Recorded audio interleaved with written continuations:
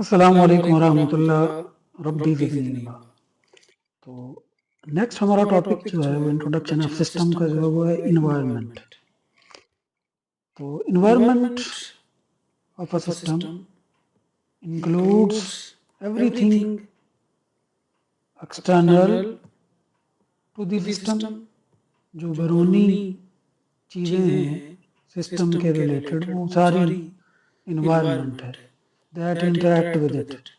ठीक है, जिनका इसके साथ इंटरेक्शन हो सकता है। It consist of all external factors, और उन्हीं सारे फैक्टर्स इसके अंदर आ जाते हैं दैट इफेक्ट सिस्टम ऑपरेशन, जो सिस्टम के ऑपरेशन को जो वो असरअंदाज हो सकते हैं, उन सब को हम कहते हैं माहौल का असर।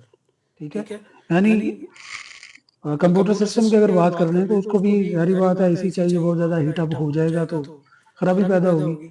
तो इसलिए हम अपन अगर इंसान की बात करते हैं तो ह्यूमन बॉडी जो है इसको भी एक टेम्परेचर जो है वो एक लेवल तक चाहिए।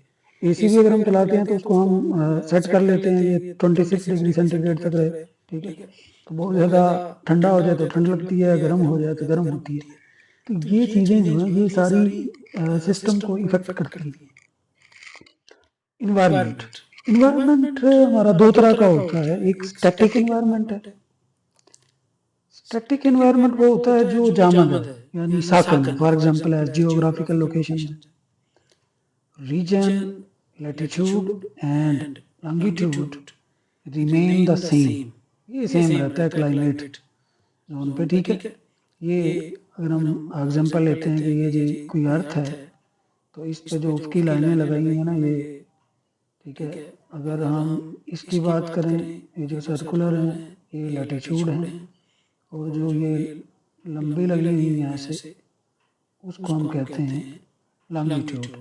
तो ये हमारी मदद करती हैं कि हम समझ आते हैं कि कौन सा खित्ता ज़मीन जो है वो कहाँ पर वाक़या है। ठीक है, तो बहरहाल तो चलते हैं आगे। डायनामिक इन्वायरमेंट क्या होता है?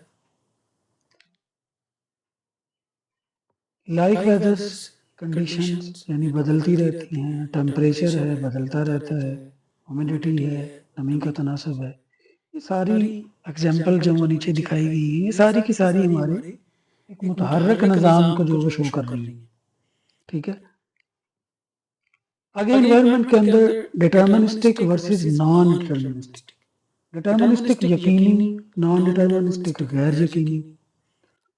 यानी चेस एंड चेकर वाली वो अगर गेम है उसकी हम एग्जांपल लेते हैं, दीज बोर्ड्स गेम्स है फिक्स्ड रूल, रूल्स इनके फिक्स होते हैं एंड नो रैंडमनेस, कोई बेतरतीबी नहीं होती। रूल फिक्स हो गए हैं, इसके मुताबिक ही आपने उस गेम को खेलना है। The same moves always lead to the same games outcomes. तो उसकी आउटकम जो है वो ऐसी आएगी। ठीक है जी, ये चेस एंड चेकर गेम होती है।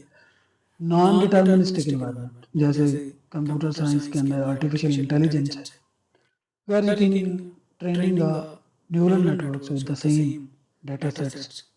ठीक है, कैन यील्ड पैदा कर सकता है different models due to the random weight initialisation, यानी इसके अंदर बेतरतीबी आ जाएगी आपकी। ठीक है, तो बेतरतीबी की वजह से उसका आंसर जो है वो चेंज होता जाता है।